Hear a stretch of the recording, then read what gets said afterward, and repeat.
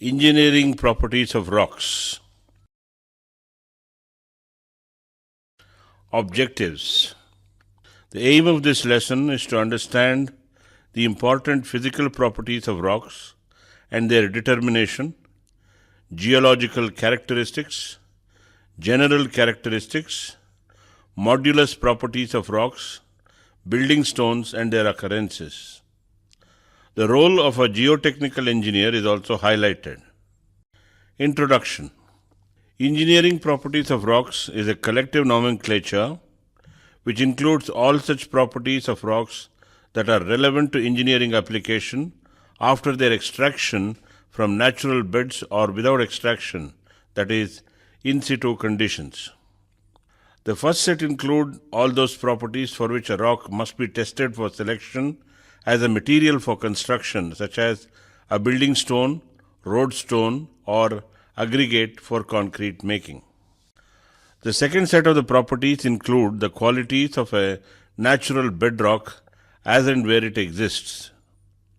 That would determine its suitability or otherwise as a construction site for a proposed engineering project. Obviously, in both cases, the economy and safety of an engineering project are greatly dependent upon the proper understanding and determination of the engineering properties of rocks. Engineering properties of rock are controlled by the discontinuities within the rock mass and the inherent properties of the intact rock. Therefore, engineering properties must account for the properties of the intact rock and for the properties of the rock mass as a whole. A combination of laboratory testing of small samples, empirical analysis, and field observations should be employed to determine the requisite engineering properties. Rock properties can be divided into two categories: intact rock properties and rock mass properties. Intact rock properties are determined from laboratory tests on small samples, typically obtained from coring, outcrops, or exposures along existing cuts. Common engineering properties, typically obtained from laboratory tests, include specific gravity, point load strength, compressive strength, tensile strength, shear strength, modulus, and durability. Rock mass properties are determined by visual examination and description of discontinuities within the rock mass. It should follow the suggested methodology of the International Society of Rock Mechanics, ISRM 1978, and how these discontinuities will affect the behavior of the rock mass when subjected to the proposed construction. Physical properties of rocks. In most of the engineering applications, rocks are used as building stones. A building stone may be defined as a rock that can be safely used as a rough unit or as a properly cut and shaped or dressed block or slab or column or sheet in different situations in an engineering construction. The following physical properties are considered to be important for a rock to be used as a building material. Crushing strength. It is also termed as compressive strength of a stone. It may be defined as maximum force expressed per unit area which a stone can withstand. Any force beyond the compression strength will cause a failure of the stone.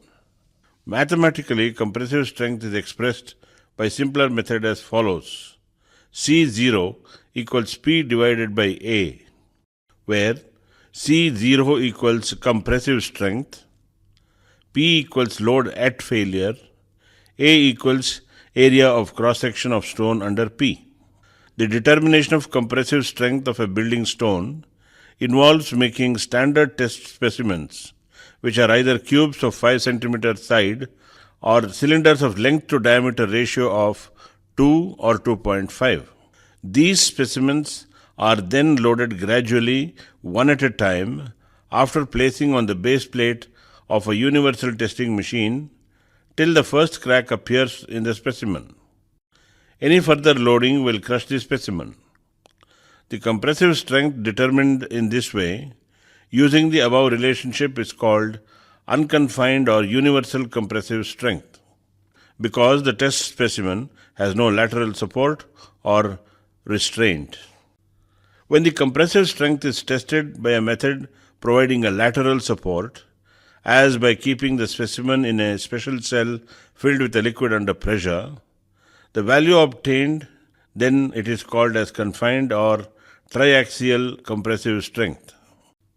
The crushing strength of a rock depends on a number of factors, such as its mode of formation, composition, texture and structure, moisture content, and extent of weathering it has already suffered. Igneous rocks are crystalline rocks. They are compact and characterized by interlocking in texture and uniform in structure. These rocks possess very high crushing strengths compared to sedimentary and metamorphic rocks. In the sedimentary and metamorphic rocks, the presence of planes of weakness along bedding planes, foliation and schistosity and cleavage greatly affects the compressive strength both in direction and magnitude. The sandstone may show a very low crushing strength when loaded parallel to bedding planes than when loaded perpendicular to the same structure. Except for sandstone, quartzite and most other sedimentary and metamorphic rocks are composed of clays, calcareous and hydrated silicate minerals which are inherently weak in strength. Crushing strengths of common types of building stones are generally higher than the loads they are supposed to withstand in ordinary type of building constructions. The compressive strengths of some rocks and their range are as follows. They are expressed in kg per centimeter squared. Dolerite equals 1500 to 3500. Basalt equals 1500 to 3500. Quartzite equals 1500 to 3000. Granite 1000 to 2500. Marble 700 to 2000. Gneisses 500 to 2500. Sandstone 200 to 2500. And limestone 200 to 2000. During the last few years, thousands of tests have been made to classify the rocks on the basis of uniaxial compressive strength into grades.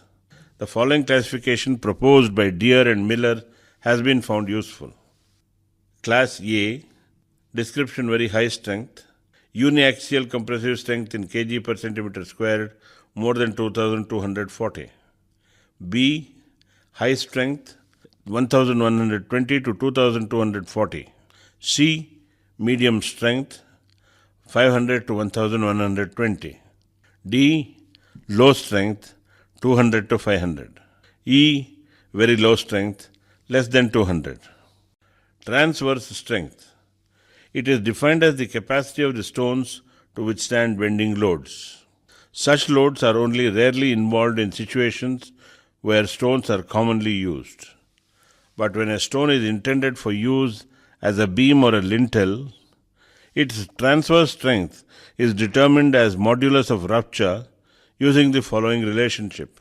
R equals 3WL divided by 2BD squared, where R equals modulus of rupture, W equals weight at which sample breaks, L equals length of the specimen, B equals width of specimen, D equals thickness of the specimen.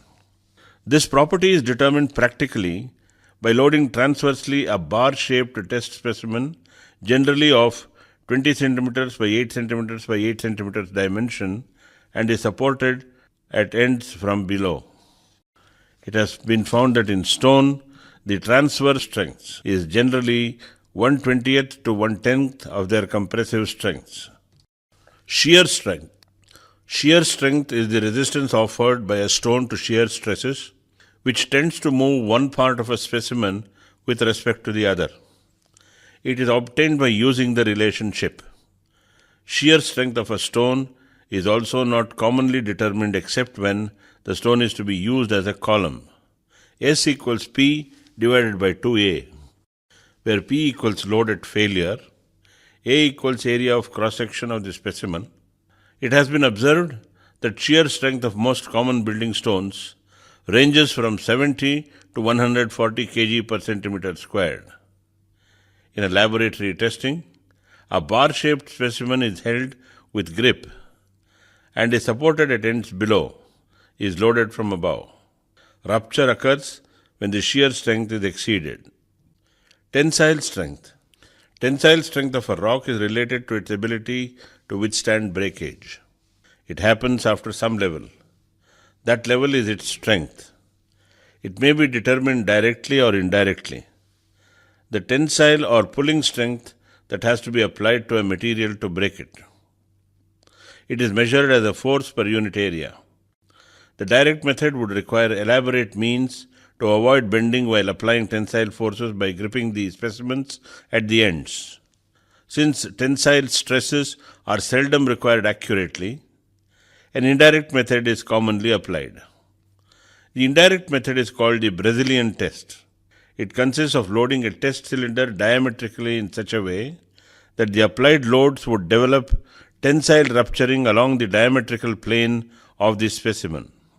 Loads are gradually increased till the cylinder fractures, the load P at rupture being thus known. Transverse strength T is calculated by using the formula Ts is equal to 2P divided by mu dl, where d equals diameter of the specimen, L equals length of the specimen. Porosity. The shape, size and nature of packing of the grains of a rock give rise to the property of porosity or development of pore spaces within a rock. Numerically, it is expressed as the ratio between the total volume of pore spaces and the total volume of the rock sample. Porosity is commonly given in percentage terms. Presence of interlocking crystals, angular grains of various sizes and abundant cementing materials are responsible for low porosity of stones. Conversely, the rock will be highly porous if composed of spherical or rounded grains, sandstone, or if the cementing material is distributed unevenly or is of poor character. Porosity is an important engineering property of rocks. It accounts for the fluid absorption value of the stones in most cases, and also that a higher porosity signifies a lesser density, which generally means a lesser compressive strength. Porosity values for a few common building stones: granite 0.1 to 0.5%, basalt 0.1 to 1%, sandstone 5 to 25%, limestone 5 to 20%, marble 0.5 to 2%, quartzite 0.1 to 0.5%. Absorption value. It defines the capacity of a stone to absorb moisture when immersed in water for 72 hours or till it gets full saturation. It is generally expressed in percentage terms of original dry weight of the mass. It may be obtained from the relationship absorption value equals Ws minus W0 divided by W0 into 100, where Ws equals weight at saturation, W0 equals dry weight of the sample used. Permeability. It is the capacity of a rock to transmit water. Sandstones and limestones may show high values for absorption of 10% or even more. Selection of such highly porous varieties of these stones for use in building construction, especially in most situations, would be greatly objectionable. Presence of water within the pores not only decreases the strength of the rock, but also makes the stones very vulnerable to frost action in cold and humid climatic conditions. Density. It is defined as weight per unit volume of a substance. But in the case of rock, it is not only the solid mineral matter which wholly accounts for the total volume of a given specimen. A part of the rock may comprise of pores or open spaces, which may be empty, partly filled, or wholly filled with water. Accordingly, three types of density may be distinguished in rocks. They are dry density, bulk density, and saturated density. Dry density. It is the weight per unit volume of an absolutely dried rock specimen. It includes the volume of the pore spaces present in the rock. Bulk density. It is the weight per unit of a rock sample with natural moisture content where pores are only partially filled with water. Saturated density. It is the density of the saturated rocks or weight per unit volume of a rock in which all the pores are completely filled with water. The fourth type is also recognized as true density. It is the weight per unit volume of the mineral matter without pores and water of which a rock is made up. In most engineering calculations, it is the bulk density which is used frequently. Bulk density values in gram per cubic centimeter for some common building stones are granite 2.7, basalt 2.9, sandstone 2.6, and limestone 2.2 to 2.6. Abrasive resistance. It is more a qualitative than a quantitative property. It may be broadly defined as the resistance which a stone offers to rubbing action of one kind or another. Determination of this is of considerable significance when stones are intended for use in situations where rubbing by natural or artificial causes is involved as a routine. Example, stones used in paving along roads, facing stones in buildings of arid region where strong sand-laden winds are blown. These type of situations demand stones that have not only high abrasive resistance but also of essentially uniform composition, so that the wear is as uniform as possible. Stones composed of more than one mineral like granite may look quite appealing. In such cases, when freshly used, but within short time, they may get pitted or disfigured because of unequal wear of different mineral components. Frost and fire resistance. Many building stones show quick disintegration of building stones or rocks when used in situations involving frost formation or excessive cold or heating. Frost causes disintegration by expansion of water on breathing within the rock pores. In the case of fire, the unequal expansion in different mineral components and also at different depths from surface inwards may cause disintegration. This effect becomes more pronounced when the rock is first heated and then suddenly cooled by water. Heavy stones including granites crumble to pieces under such a treatment. It is easy to understand that rocks which are found porous and weak in strength are easily deteriorated in cold humid climates by frost action. Limestone and sandstones fall in this category. They show very poor frost resistance. Fire resistance is especially determined when the stone is intended for use around stoves, heating places, and in the wall of furnaces. Only compact and massive sandstones and quartzites suit reasonably well in fire and heating places. Method of determining and rock properties. Subsurface rock properties are generally determined using one or more of the following methods. In situ testing during the field exploration program, laboratory testing, and back analysis based on site performance data. In situ field testing. The geotechnical engineers are expected to determine various soil and rock parameters under natural in-place conditions. This type of testing is useful for projects where obtaining representative samples suitable for laboratory testing is difficult, such as those involving soft clays, loose sands, and or soils below the water table. Common in situ tests are performed in conventional drilled borings, whereas specialized tests require a separate borehole or different insertion equipment. Field in situ borehole tests can be grouped into three categories: correlation tests, standard penetration test (SPT), dynamic penetration test (DPT), strength and deformation tests. Penetrometers such as cone penetrometer test (CPT) and piezo cone, penetrometer test (PQS), pressure meters (PMT) such as Menard, self-boring and dilatometer, stress or shear devices such as vane shear and borehole shear tests, permeability tests, pump tests and slug tests, water pressure tests, hydraulic conductivity tests, percolation tests. Laboratory testing of rock. Rock strength is measured by laboratory testing. Strengths are very different depending on the stress field applied to the rock.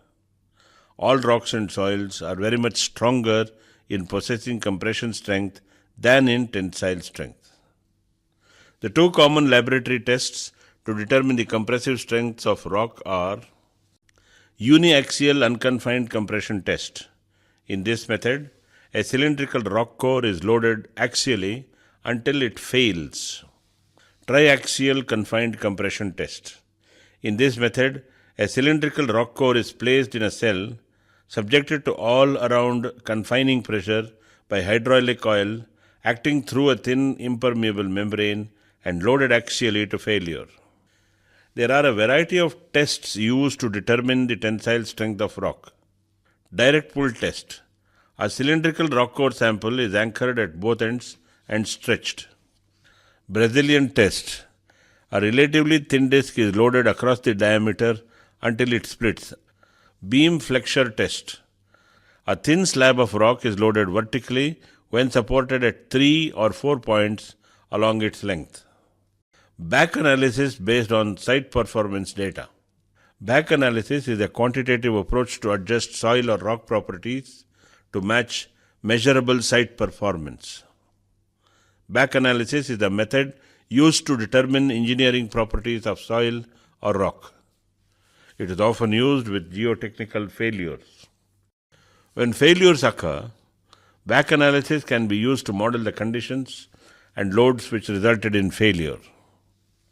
Back analysis can also be used in some situations where failure has not occurred, but the geotechnical performance can be quantified. Example, deformations. Back analysis is a quantitative approach to adjust soil or rock properties to match measurable site performance. Most back analyses in geotechnical engineering are based on methods that utilize field displacement monitoring data. Following are the methods of back analysis. Back analysis of slopes, back analysis of soil settlement resulting from changes in landing, back analysis of foundations, and use of numerical modeling for back analysis. Geological characteristics of rocks. Mineralogical composition. Rocks are made up of smaller units of the minerals. Their properties depend upon the nature and composition of these minerals. It has been observed that rocks composed chiefly of silica, SiO2, especially in free form, are the strongest in all respects. Quartzites are the strongest in all respects. Fresh quartzite, sandstone and granite are some of the examples. Carbonate rocks show a wide variation in their properties. A particular deposit of these rocks has to be tested by taking random representative samples before the stone is recommended for use in engineering construction of any importance. Presence of some minerals, even in small quantities, is to be viewed with caution while using in building stones. These minerals are mica, gypsum, sulfides, tremolite, flint, and chert and clays. These destroy the inherent strength of the rock. Texture and structure. Texture defines the size, shape, and mutual relationship of the mineral compounds in a rock, whereas structure determines the development of large-scale features in the rock mass as a whole. Rocks may be coarse-grained, medium-grained, or fine-grained. The fine-grained, equigranular textured rocks are better building stones compared to coarse-grained and inequigranular rocks. In the later cases, different compounds often tend to behave as separate units under the imposed loads, and thereby reaction offered is of a complex and certainly weaker character. Structurally speaking, features like bedding planes, foliations, cleavages, joints, and flow structures, which might not be fully represented in small-sized test specimens, but which may be present in rock masses on a large scale, have to be given due considerations. Resistance to weathering, durability. It is essentially a geological character of a stone that is commonly determined by its composition, texture, and structure on the one hand, and the climate environment where the stone is ultimately used on the other hand. A stone may remain almost fresh and untarnished for 500 years or more when used in the interior of a building. But the same stone used on the exterior might get pitted and weathered badly within 100 years. Good example is granite. Similarly, limestone used in building construction in industrial townships may weather badly and quickly due to reaction with sulfurous acid polluted air. Whereas the same rock used only a little amount in temples and forts and historical buildings may last for centuries. An engineer and especially a town planner has to bear in mind this fact that rocks also live and are sensitive to the environment in which they are placed. Durability of a stone can be experimentally determined by subjecting the stone sample to disintegrating action of sodium sulfate. Test specimens, generally of 5 cm side cubes, are dried perfectly and weighed. They are suspended in 14% solution of sodium sulfate for 4 hours at 27 degrees Celsius and then air dried and oven dried at 105 degrees Celsius. The stone samples are subjected to 30 such cycles and lots of weight determined, which gives a measure of the durability of the rock. Greater the loss in weight after these cycles, poorer is the durability of the stone.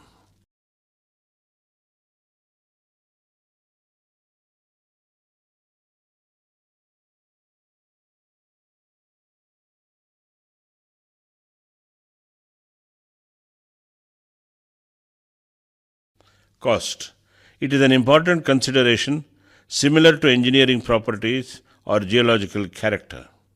A stone may be quite suitable for use in building construction on first two considerations, but still it may not find use for the simple reason that it is uneconomical. Cost of a building stone depends upon its availability, accessibility, and workability. Good quality building stones are not available elsewhere.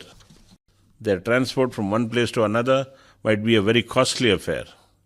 The workability of a stone is understood from the ease in effort and economy with which it can be extracted from its place of occurrence and dressed to the desired dimensions and shapes. Harder and stronger rocks become costlier on these accounts. Color. Color is the property of appearance and gets involved only where the stone used in construction is exposed to public view. For stones to be used in foundations of dams or in situations where they are ultimately to be given covering, color of a rock has no relevance in its selection. In the case of residential or official building, it becomes a property of major importance. The color of a rock is a geological character, depending upon the type of rock and more precisely upon the composition of rock. Example, granites are light colored, basalt are dark, and sandstone are lighter shades. Modulus properties or flexible strength or elastic properties of rocks. The elasticity of rocks indicates their deformation under loads. The deformation is recovered when loads are removed. It is determined in accordance with Hooke's law, which states that in elastic substances, stress is directly proportional to strain. It is expressed by the relationship Q divided by E equals E, where Q equals stress, E equals strain, E equals modulus of elasticity. It is also termed as Young's modulus. It is tested for rocks by loading test specimens, usually a cylinder of L divided by D ratio 2 under uniaxial compression and sometimes tension. The axial deformation, that is, change in parallel to stress direction, is determined at the application of each increment of load using strain gauges. This process of loading and determining the strain is continued till the specimen actually breaks. That is the ultimate limit up to which the specimen could be deformed. The limit up to which it remains elastic, that is, recovers the original shape when the load is removed, is reached slightly earlier. Rocks are highly anisotropic so far as their elastic constants are concerned. They show all varieties ranging from perfectly elastic to practically inelastic. This depends on their composition, texture and structures. It is possible to broadly group the rocks into three categories based on their modulus of elasticity. Quasi-elastic. These are rocks in which the stress-strain relationship is expressed by almost a straight line till the point of failure. Such rocks include massive, densely packed, uniformly structured varieties of igneous, sedimentary, and metamorphic groups such as syenites, diorites, dolerites, gabbros, basalts, and quartzites. Quasi-elastic rocks show E values ranging from 6 into 10 to the power of 5 to 11 into 10 to the power of 5 kg per centimeter squared. Semi-elastic rocks. Semi-elastic rocks are coarse, grained, slightly open-packed with some porosity and very minor in any structure discontinuities. The semi-elastic rock show E value range between 4 is to 10 to the power of 5 to 6 into 10 to the power of 5 kg per centimeter squared. Coarse-grained igneous rocks like granites, some massive compact sediments like sandstones and dolomite may often show semi-elastic properties. In this group, the curve indicating the modulus of elasticity. Such a characteristic that its slope tends to decrease with increasing loads. Non-elastic rocks are those in which stress-strain relationship tends to break in two zones. An initial zone of steep slope followed by a curve of least slope. These are open-textured, coarse-grained and rich in structural discontinuities. Values of E obtained with such rocks are commonly of the order of less than 4 into 10 to the power of 5 kg per centimeter squared. Important building stones. Any type of rock that satisfies the above considerations may be used as a building stone. Granites, sandstones, limestones, marbles and quartzites, and others like dolerites, syenites, basalts and gneisses, etc. Some of them are not available because they do not possess all the requisite properties. Let us see one by one. Granites. These are the most commonly used building stones of all the igneous rocks. They generally possess all the essential qualities of a good building stone, showing very high crushing strength, low absorption values, least porosity, interlocking texture, variety of appealing colors, and susceptibility to perfect polish. Indian occurrence. India has got good reserves of granite and granitic rocks. The Archean group of rocks of peninsular India are comprised chiefly of gneisses and granites. Sandstone. Massive sandstones consisting of closely interlocking and angular grains and free from structural defects find extensive use of building stones. Ferruginous and calcareous varieties should not be used for exterior work, especially in industrial towns. Argillaceous sandstones are generally weak in character. Massive varieties with siliceous cement possess sufficient strength and are easily workable. Indian occurrence. India has got immense reserves of sandstones fit for construction purposes.